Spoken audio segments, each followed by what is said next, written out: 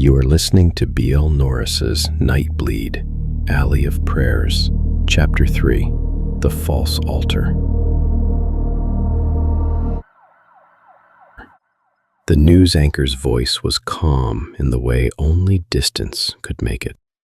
Local authorities are reporting multiple shrines dedicated to the urban legend known as KnightBleed have appeared across Bedlam overnight. Police are urging the public not to approach the sites. Footage rolled behind her, altars, dozens of them, under overpasses, in alley mouths, at playground fences long since stripped of swings. Toys, candles, crude masks, symbols painted and scratched and burned into brick. Then the image cut, a body. Someone had posted the image of Jose Soto laying on the ground, arranged like a message. Arms folded, legs straight. A gunshot wound darkened his chest, the blood already black where it soaked into concrete. Resting on his face was a mask, white lacquered, streaked with red, expression frozen in a theatrical scream. A copy of the kabuki mask worn by KnightBleed. The anchor continued. Soto was a known gang leader with extensive ties to narcotics distribution. Police have not confirmed whether the killing is connected to. KnightBleed muted the television. The katana rested across his knees. He drew a cloth along the blade with slow, deliberate pressure, wiping away old blood. Old work. The steel caught the dim light of the room. Bare bulb, concrete walls, the kind of space that didn't exist on any lease or deed. He clenched his teeth. He hadn't shot Soto. He hadn't staged him. Someone was using his to get their own message across. The thought settled heavy in his chest.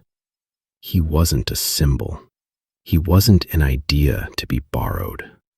Bedlam didn't get to decide what he was. In his mind, he was like Anubis. He balanced the heart against the feather, and when judgment was passed, he was the executioner.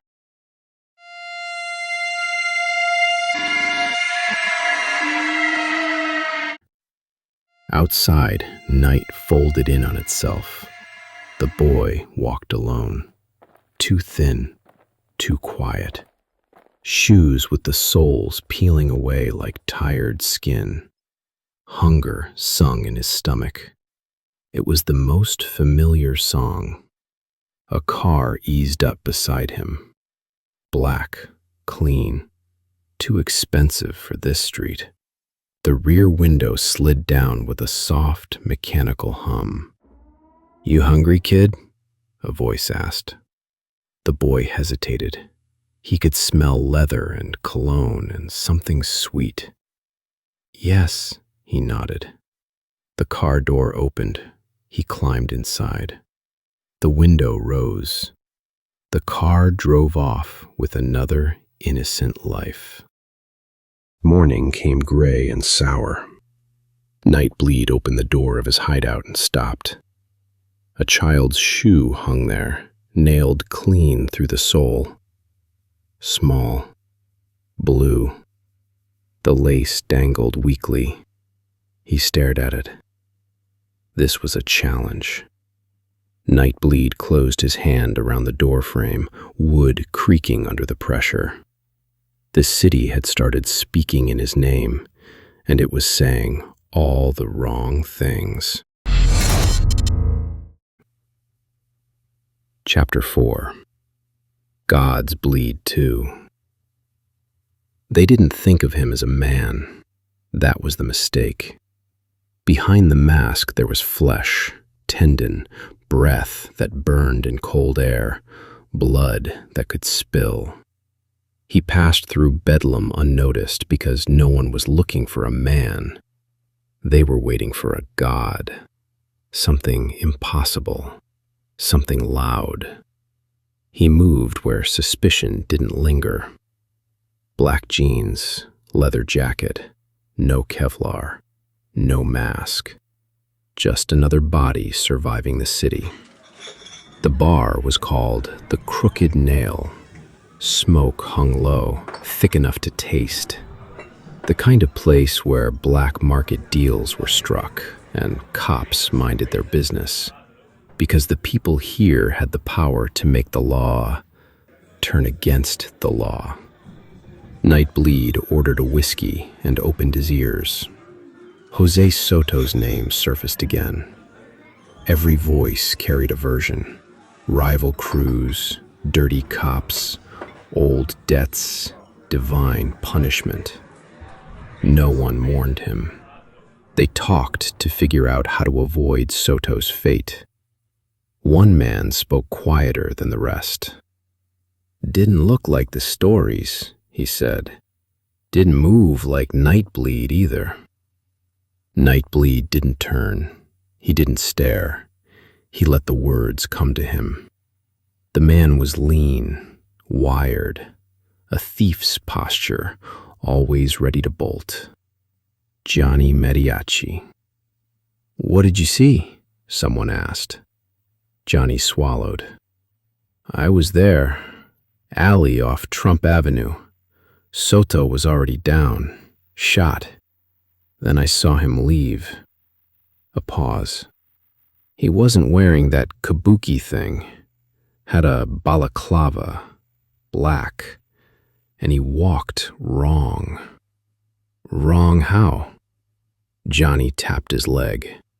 "Limp, like something never healed right." KnightBleed finished his drink. Outside, the night was tight and close. He took Johnny fast, arm around the throat, weight shifted, balance gone. Johnny crashed through the door of an abandoned storefront, glass screaming as it gave way.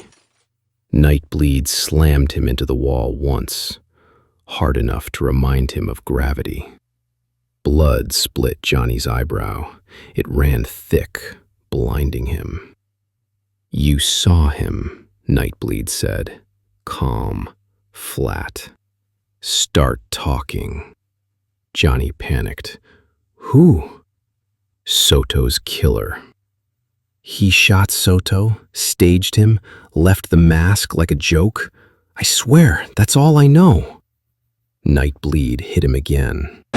Johnny cried, gave names, streets, times, told him about the limp again, about the way the man moved like he was used to pain. KnightBleed went through his pockets. Drugs, cash, a pistol with one round chambered. He took it all. When he left Johnny crumpled on the floor, the man was alive, barely. The motorcycle tore through bedlam, engines screaming against rot and concrete. Neon smeared into colorless streaks. The city pulsed, alive, diseased. KnightBleed, in costume now, raced the bike through the crowded streets. The monsters came out at night. God pity those who weren't out by choice. He'd clenched his jaw. If belief made gods, then belief could also rot them. The kids were moving faster now. Shrines multiplied, knees bruised from praying, hands clasped tighter. Hunger sharpened devotion. KnightBleed moved through the city like a ghost. He found them in an alley near the river. 3 boys, no older than 13. Their eyes were bright with purpose. A man knelt in the center, wrists bound with zip ties cutting into flesh. His suit was expensive, his mouth gagged. Terror rolled off him in waves. "He's rich," one boy whispered. "That's how we know it'll work." "We gotta do it right," another said, holding a knife too big for his hand. "Like the stories say."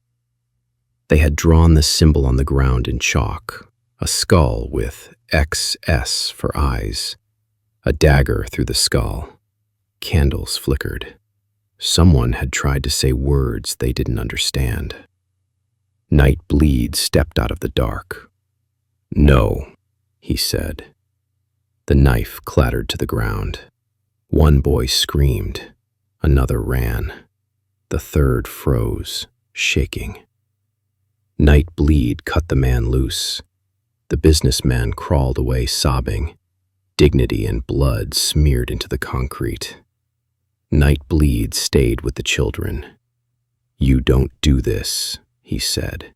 "If you hurt people, you are no better than the worst of us." No better than me, he thought.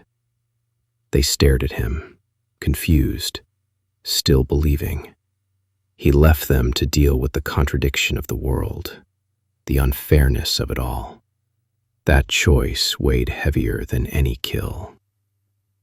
Later, higher, he moved across rooftops again, scanning alleys like wounds. That's when he saw the Bentley, black, polished, wrong.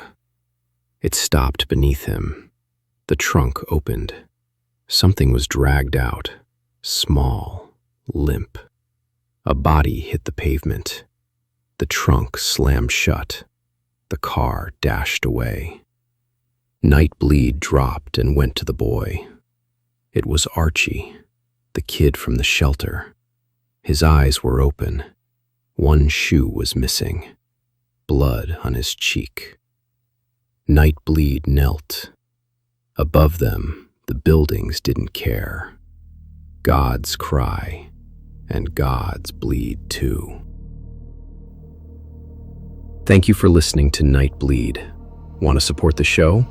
Follow us on Spotify. It's one of the easiest ways to help this podcast grow, and you'll never miss a new episode when it goes live.